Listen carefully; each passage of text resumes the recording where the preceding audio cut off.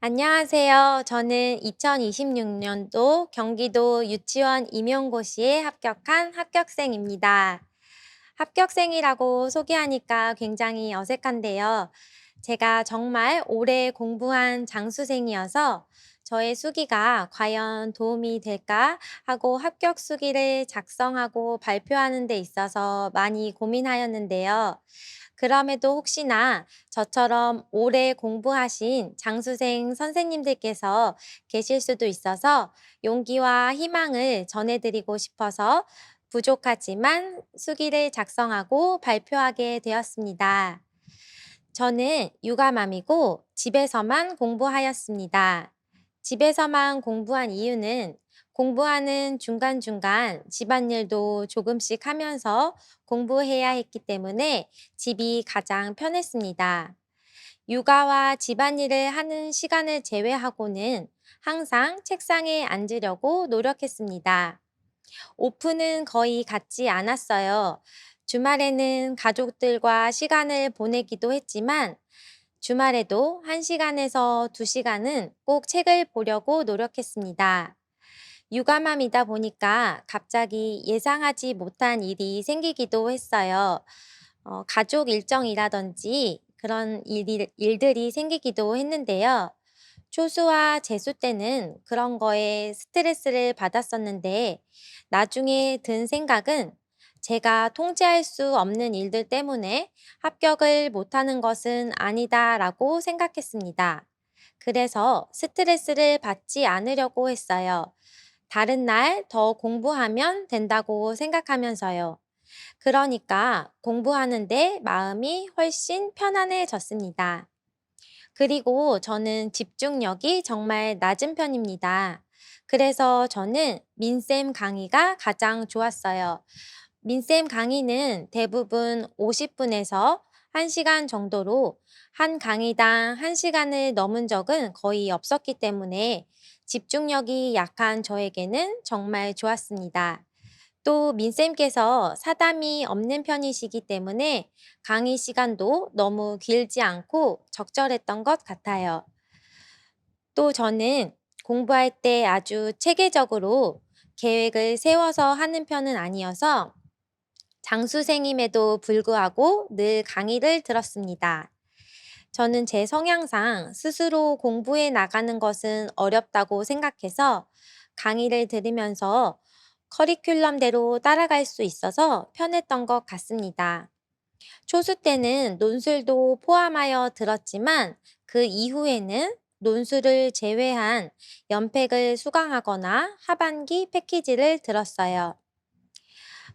제가 민쌤을 선택한 이유는 초수 때는 임용 카페에서 민쌤이 적중률이 가장 높다. 또 민쌤을 듣고 합격했어요 라는 글들이 굉장히 많아서 민쌤을 선택했었는데요. 초수 이후에도 공부하는 수험 기간 내내 민쌤을 선택했던 이유는 기출문제 해설 강의를 들어보면 민쌤의 설명이 가장 명확했기 때문입니다. 저희 시험은 답안을 공개하지 않기 때문에 강사님들마다 답이 다른 문제도 있는데요. 저는 민쌤 기출 답안이 가장 명확하다고 생각했어요. 그래서 그만큼 신뢰했기 때문에 민쌤 강의만 계속 들었습니다. 또 민쌤께서 경향성을 잘 반영해 주세요. 예를 들어서 23년도 기출에서 의사소통 문학 영역에서 주변 텍스트 문제가 처음으로 출제되었는데요. 민쌤께서 제 기억에 1, 2년 전부터 주변 텍스트에 관한 내용을 다루어 주셨어요. 직접 동화책도 보여주시면서 주변 텍스트에 대해 강의해 주셨었는데요. 정말 1, 2년 뒤쯤 주변 텍스트 문제가 출제되었습니다. 이처럼 민쌤께서 최근 서적에서 중요하게 나오는 부분들을 다루어 주셔서 정말 좋았어요. 또 이번 26년도 시험에서도 가상적 내러티브의 구성 요소 문제가 나왔는데요. 민쌤께서 최근 서적에서 이야기 문법 요소가 많이 나오고 있다고 하시며 중요하다고 말씀해 주셔서 외워두었는데 정말 출제되어서 정답을 잘 적을 수 있었어요. 또 의사소통 영역에서 글과 그림의 관계를 설명하는 문제도 민쌤께서 모의고사 때 문제를 많이 다루어 주셔서 답안을 잘 적을 수 있었습니다. 지금 말씀드린 내용뿐만 아니라 이번 시험에서 민쌤께서 다루어 주신 문제들이 정말 많았어요. 그래서 시험 볼 때 문제 풀면서도 민쌤께 정말 감사했습니다. 또 2차 강의 때는 수업 유형 중에 동시 짓기를 다루어 주셨는데 이번 평가원 수업 문제로 동시 짓기가 나와서 정말 깜짝 놀랐어요. 민쌤께서 최근에 문해력과 관련하여 동시 짓기가 강조되고 있다고 하셨는데 정말 출제돼서 놀랐던 기억이 있습니다. 그리고 민쌤께서는 정말 따뜻하세요. 수험생들을 진심으로 생각해 주시는 게 느껴져서 정말 감사했습니다. 민쌤께서 격려해 주시고 용기를 주셔서 제가 오랫동안 수험 생활을 하면서 많은 위로를 받았어요. 시험 보러 갈 때에도 민쌤께서 해주시는 말씀들을 마음속에 되새기며 갔고, 제가 여러 번 시험을 봤지만 그래도 항상 시험 볼 때는 긴장이 많이 되었었는데요. 덕분에 차분하게 시험을 볼 수 있었습니다. 다음으로 제가 공부하면서 개선했던 사항들에 대해서 말씀드리겠습니다. 먼저, 강의만 듣는 것은 공부가 아니다. 복습을 꼭 하자라고 느꼈어요. 제가 초수 때는 거의 허수나 다름이 없었던 것 같아요. 왜냐하면 강의를 정말 열심히 듣고 필기만 하고 복습을 전혀 하지 않았습니다. 강의를 열심히 듣고 필기하면서 공부하면서 제가 공부를 다 했다라는 착각을 했어요. 복습을 전혀 하지 않으니까 머릿속에 남는 게 없었고, 물론 이해가 된 것도 하나도 없었어요. 그래서 복습은 꼭 해야 된다라고 말씀드리고 싶어요. 다음으로 이해 중심의 공부를 하자입니다. 요약본만 보지 않는 것이에요. 제가 복습을 잘 하지 않고 기본서의 줄글도 보는 것을 소홀히 하면서 여름반 때 요약된 교재인 요약하기를 중점으로 공부하는 것만 좋아했었는데요. 기본서를 충분히 보지 않아서 이해 위주의 공부가 잘 되지 않았던 것 같아요. 그래서 이해가 잘 되지 않은 상태에서 암기만 할 때에는 문제를 잘 풀 수 없었던 것 같습니다. 단순하게 암기하며 공부해서 단답형의 명칭은 잘 쓸 수 있지만 요즘 같이 이해가 기반이 되어 서술을 요구하는 문제 유형은 단순히 암기하는 것으로는 부족하고 이해가 중요하다고 생각돼요. 그래서 정의와 특징을 외우기만 하지 않고 이것을 적용할 수 있도록 이해를 기반으로 한 암기가 중요하다고 생각합니다. 그래서 선생님들께서 개론반, 강론반 시기 때에 기본서로 충분하게 꼼꼼하게 공부하시고 요약하게는 문풀반 때 활용하시면 좋을 것 같아요. 여름의 문풀반 시기에는 문제풀이로 바쁘기 때문에 기본서를 충분히 볼 시간은 많이 없다고 생각합니다. 그래서 개론반, 강론반 시기 때에 기본서로 꼭 복습도 하면서 꼼꼼하게 공부하시는 것을 추천드려요. 요약하기를 활용할 수 있는 방법에 대해서도 설명을 드리면, 저는 문풀반에서 틀린 문제나 제가 기억하고 싶은 지문의 문장이나 민쌤께서 적어주신 답안의 서술 방식 등 제가 기억하고 싶은 것들을 요약하기에 해당 파트를 찾아서 옮겨 적어 놓았어요. 그래서 음, 그래서 요약하기를 이렇게 활용하면 좋을 것 같습니다. 민쌤께서도 요약하기에 문풀 문제에서 기억하고 싶은 예시들이나 답안의 문장들을 함께 기록하여 모고반 때부터 요약하기 한 권으로 쭉 회독하면 좋다고 조언해 주셔서 그렇게 했는데 정말 효율적이었습니다. 또 요약하기는 기출 문제들도 함께 있어서 공부할 때 기출도 같이 공부할 수 있어서 정말 좋았습니다. 다음으로 문풀반 때 문제를 꼭 다 풀어야 할까요? 라고 궁금해 하실 수 있는 분들도 계실 것 같아요. 저는 민쌤 문풀을 하나도 빠지지 않고 다 풀었던 해도 있었고, 이번에 합격한 해에는 시간이 부족하기도 해서 민쌤께서 선택해 주시는 문제만 풀었습니다. 물론 여력이 되시면 모든 문제를 다 풀어 보시면 좋지만 시간 관계상 문제를 다 풀기 어렵다면 민쌤께서 선택해 주시는 문제만 풀어도 된다고 생각합니다. 왜냐하면 모고반에 갔을 때 내가 취약한 부분들을 문풀 교재에서 문제를 골라서 풀 수 있기 때문이에요.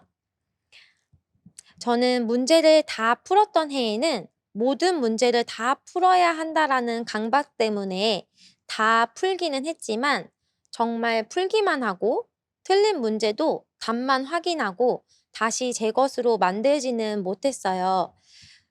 그래서 이번에는 시간이 부족하기도 해서 모든 문제를 다 풀지는 않고 민쌤께서 선택해 주시는 문제만 풀었고 틀린 문제는 그냥 넘어가지 않고 이해하고 넘어갔습니다. 또 민쌤 카페에서 질문 게시판도 잘 활용했어요. 또 정말 이해가 안 되는 문제가 있을 수도 있어요. 그럴 때에는 계속 붙잡고 있으려고 하지는 않았습니다.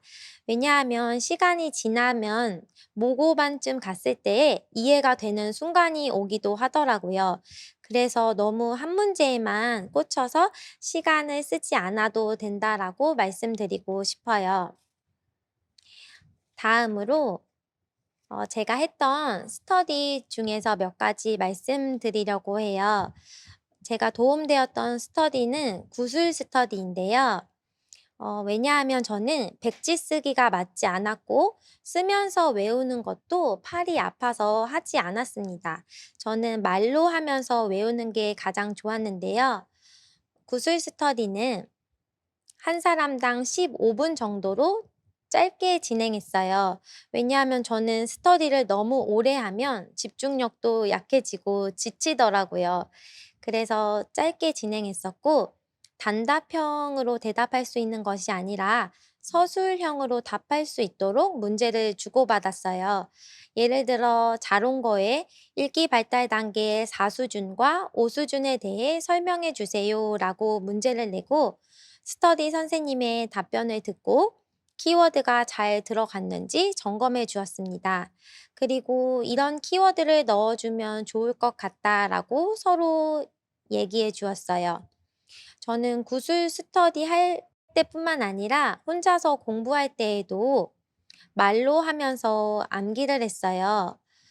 잘 외워지지 않는 것은 포스트잇에 적어서 집 벽에다가 붙여놓고 수시로 보면서 외우도록 하였습니다. 또 요약하게가 도식처럼 되어 있어서 머릿속에 잘 그려져서 저는 암기하기가 참 좋았던 것 같아요. 그리고 건강안전 문제 내기 스터디도 했었는데요. 제가 24년도 시험 때는 안전 문제를 정말 많이 소홀히 했었는데 이때 안전 문제가 정말 많이 나왔어요. 그래서 건강안전 파트도 소홀히 하면 안 되겠다라고 생각했습니다. 그런데 혼자서 하려면 또 잘 안 보게 되더라고요. 그래서 요일별로 생활안전, 교통안전 이렇게 파트를 나누고 공부한 후에 밴드에 문제를 내는 스터디를 했습니다. 스터디를 하니까 건강안전 파트도 미루지 않고 공부할 수 있었습니다. 또 문제 수도 너무 많으면 저는 부담스러웠기 때문에 두 문제 정도로 하였습니다.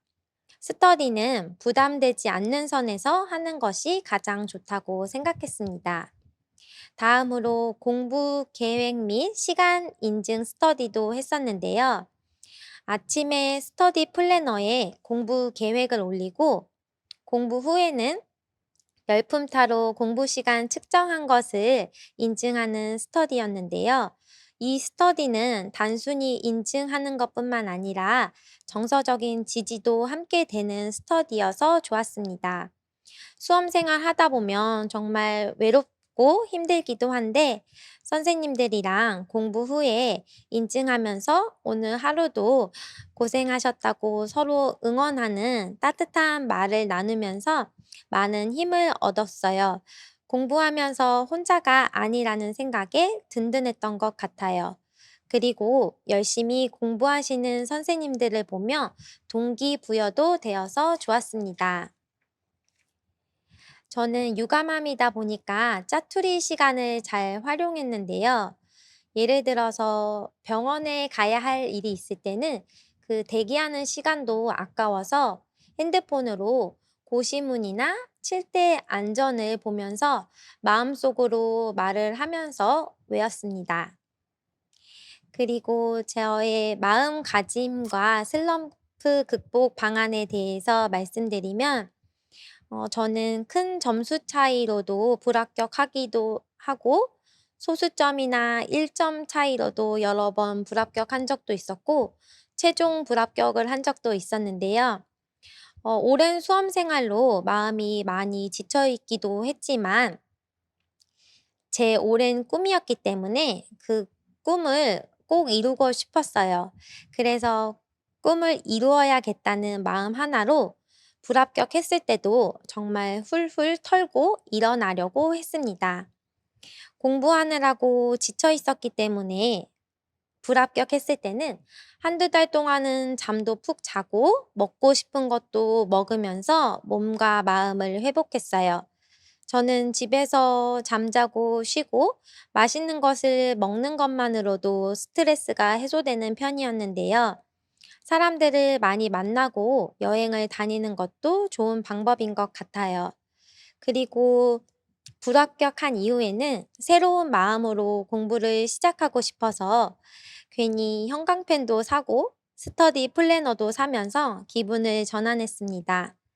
또 스터디를 꾸려서 의지를 다졌어요. 제가 육아맘이어서 집에서 혼자서만 공부했기 때문에 정서적인 지지가 필요했기 때문이에요.